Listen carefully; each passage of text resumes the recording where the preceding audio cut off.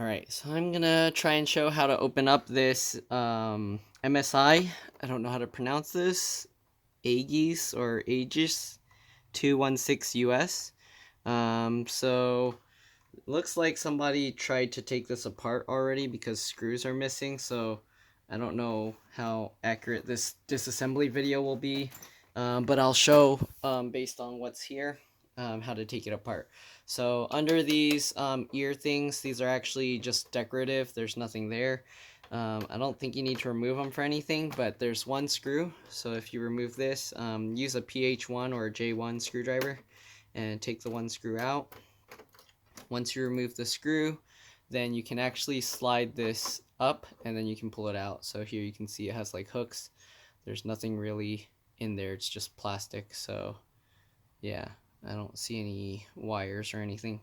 So I'm just going to leave that in there, and hopefully this screw is not holding the panel in place. I think the screw is actually just holding this to the panel. But anyways, you can turn it around to the back and then just remove all the screws from the back. Well, for the panels, there's one here, another one up here, one in the middle here, and that's it. So I'll show you that real quick. Okay. To remove those, you want to change to a larger screwdriver bit. So I'm using this cross one, 3.5. But basically, just remove those screws. Let's remove that one. It's going to be hard to show this on camera. Yeah, remove that one. Okay. So on this, they actually had some screws missing, so hopefully it's going to be accurate. Then there's one under here on this little piece here. Sorry, it's hard to show this. Maybe I can turn it sideways. There you go. So I'll remove this screw. And then we'll remove this screw up here. Alright, once you remove all those screws, just stand it up like normal. Okay, when you have it standing up, what you want to do is you can slide this piece back. So just here, not the handle, but this piece itself, this upper middle piece. And then once you slide it back, you can actually lift this off. So slide it back and then lift it out. Okay, so when you put them back, of course, you have to put it in where it's slightly slid back and then just slide it forward. Okay, so that's how you remove that panel. Once you remove that panel, you can remove these panels. So what you do is you slide it back this way and then just lift it out. Alright, do this on both sides. Yeah, so the ears stay on there without having to remove the screws. Same thing with this side, slide it back. Getting caught on something. Slide it back. Okay, just like that. If it gets caught, just wiggle it and then you can take it out. And then you can, after that, lift this out. Right, now that you got that out, you actually can access the inside. So here you can see there's a 2.5-inch SATA slot. So I believe if you take this screw out, you can actually remove this tray. So take that out. Yeah, and then this tray, you can slide it backwards and pull it out. So if you want to add a 2.5-inch SATA hard drive or SSD, you can do that. You just need to put 4 screws to hold the hard drive in place. And then you just slide this back in. Okay, just like that. Put the screw back in. Oh, actually, let me see what's underneath here. So underneath here, you can see the adapter for the video card. So it's just held in like this. Okay. Alright, I'm not sure how much of this I'll be able to show. There's a whole bunch of screws in here, so I'm kind of just going to show the basic components, I guess. And then to remove the video card, first what you'll want to do is remove the plug, of course. So there's a little bracket underneath, or clip, so you have to squeeze that, and then you can kind of pull it. So it's hard to do this, but squeeze the clip, and then you can kind of wiggle this plug and pull it out. So here you can see this is the clip I was talking about, but you have to squeeze that piece so it unclips. All right. And then to remove the video card, there's gonna be most likely 2 screws here. On this, there's only one. I guess they lost one trying to take it out. So take that screw out. You can take this little metal bracket out. Make sure when you put it back that you know to put the bracket back in like that. Okay. Once you do that, let's see if there's anything else holding it in place. It looks like it's loose. Okay, there is the bracket here, the little latch, so you have to pull this back or pull it down. That should undo the latch. So there you go. So now that I pulled it down, it let go of that L bracket, and then you can slide the video card out like this. Okay, so you can see there's the video card. I don't know, they took all these screws out. It's missing all these. I don't know who worked on this, but they left so many pieces off. Okay, so that might be what's wrong. They were telling me it was having video or it wasn't coming up. The lights, it lights up but nothing happens. Anyways, in here you can see the CPU fan. Let's see what else. There's a stick of RAM down there. I'll show on the other side, and then you got the wireless card. You got all these little connectors. I'm not sure what they're for. You got this 8-pin connector for, or is that an 8-pin? No, that's 10-pin for the motherboard. Interesting. So this doesn't use a standard power supply, so you can't use a regular power supply to power it up. It uses a very specialized, I mean, I knew it was a weird size and shape, but they don't even follow the conventional cabling, it looks like. So if you need to replace this, you'd have to replace the power supply under here somehow. I'm not gonna attempt to, we'll see, I might take it out. You got the SATA connectors here. You got a USB 3.0 and then some more SATA connectors here. So this thing has a lot of SATA ports. Yeah, I don't want to mess around with it too much. You got the CD drive here, so there's a screw, oops, holding it in there. If you take out that screw, you should be able to just slide this out. Okay, so you got here the CMOS battery, which as you saw from the other side, it's hard to see, so I don't know if there's a point showing you, but there's the connector here for the CMOS battery. Just follow the cable, of course. And then you also got a M.2 PCIe NVMe SSD. And then the RAM. So there's 2 sticks of RAM. One's on the front, one's on the back. And it's a 8 gig PC4 2133p. So if you need RAM, just get that, the PC4 2133p. You can get any size. So if you wanted to increase it to like a 16 gig chip, but usually 8 gigs is more than enough, so that means this computer already has 16 gigs. That's way more than enough. Here you can see there's a hard drive here, so actually let me take the CD drive out just to see. I think that's how you would access the hard drive. So take that screw out, slide the CD drive out, there you go. And yeah, as you can see, you would have to take this bracket off, or the connector for the CD drive, the optical drive, but if you take these screws out, you can actually pull these trays up, and those trays have hard drives in them. So there's 2 slots for 3.5-inch hard drives, there's 1 slot for a 2.5-inch hard drive, and then there's the optical drive. So those are the 4 SATA connectors, SATA plugs that are connected to the board.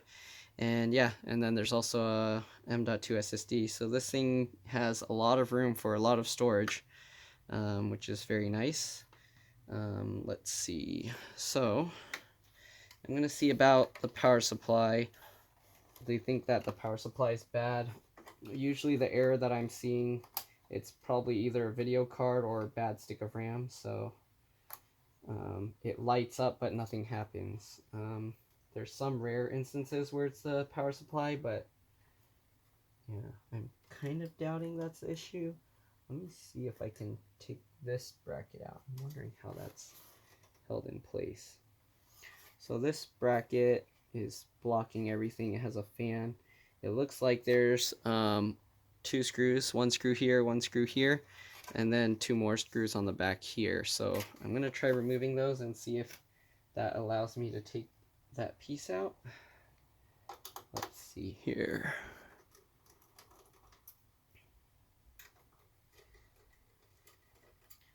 So I don't know. I guess they were trying to fix this and then lost all the screws, so, or mixed them up and then couldn't put them back, so they just left the screws out or something. Okay. Let's see here. Oh, it's still holding itself down. Oh, okay. It's actually, I think, because of the bracket up here. So I'm gonna, let me take this hard drive thing back out. I don't think I need to, but I'm gonna do it anyways. So slide that back.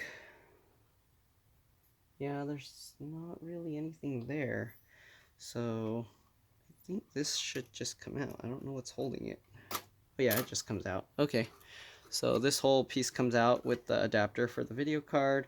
Just be careful because the fan is attached with this cable here. So that's what this cable going in here is for. If you need to remove the fan, this little clip here, you just pull it. Should be pull outwards. Let's see here.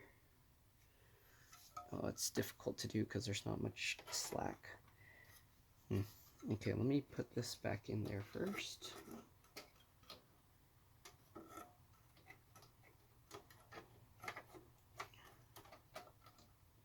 Back up.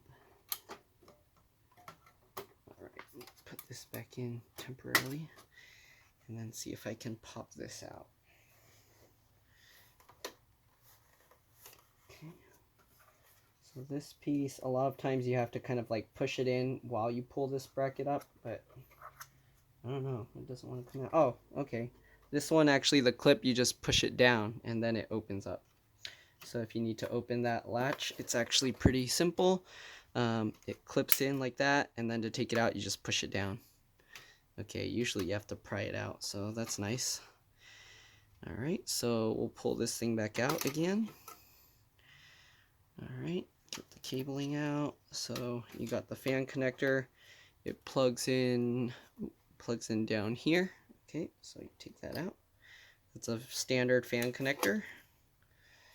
So they do follow some of the standard connections, but not all of them.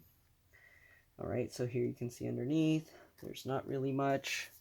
You got the standard 4-pin CPU power connector here, so you can squeeze that and pull it out. But yeah, the motherboard connector is only using a 6-pin. I've never seen that before, so I don't know.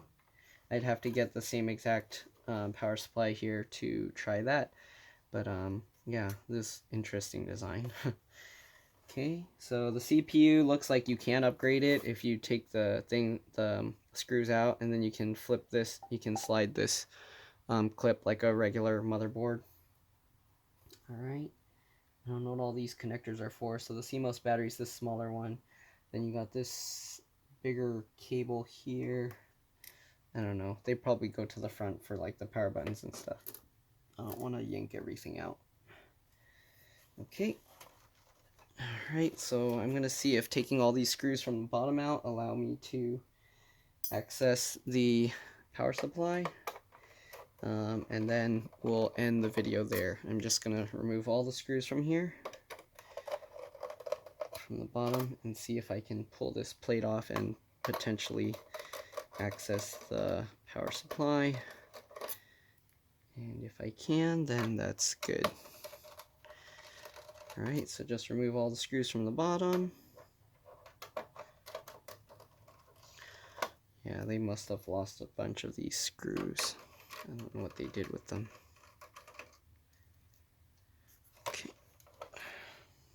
Looks like it's coming out. Sorry, you can't really see what I'm doing. But there you go. So you can lift this metal plate off. And yeah, the power supply is right here. I don't know what's holding it in. It's not bolted there, does it? Oh, okay, there's two screws here. So the antennas, if you're wondering, are at the bottom. That's a weird design. Usually you want the antennas higher up, not on the floor. Okay, the screws for the power supply switch back to the PH1 or J1, unless they just put the wrong screws there. I don't know. Yeah, so whichever screwdriver fits, and it looks like that's how you get the power supply out. So yeah, if you need to change the power supply, that's how you do it. The part number is 9P as in Peter, A as in Apple, 360, C as in carrot, 101. So if you need the part, that's it. The MSI part number is S as in Sam, 93-0909400-S14. Okay, so if you need to replace these parts, those are the models. There's another model number here. I don't know why they need so many, but F as in Frank, S as in Sam, P as in Peter, 350-40, U as in umbrella, G as in gorilla, B as in baby, B as in baby, D as in David. Okay, so I don't know. You can use one of those model numbers and hopefully be able to find what you need. 350 watts. That's pretty low wattage considering they're throwing a giant gaming card in here.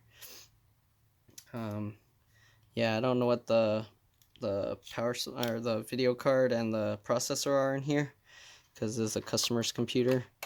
But 350 watts is pretty low. I don't know about that. Some of these video cards alone use like over 200 watts. So. Well, anyways, since their screen's not coming up, I'll try with their video card one more time, and then I'll try with my video card, see if there's a difference. But that's pretty much all there is to this computer. Hopefully this video helped you. If it did, please like and subscribe because that'll help me. And thank you for watching. Bye.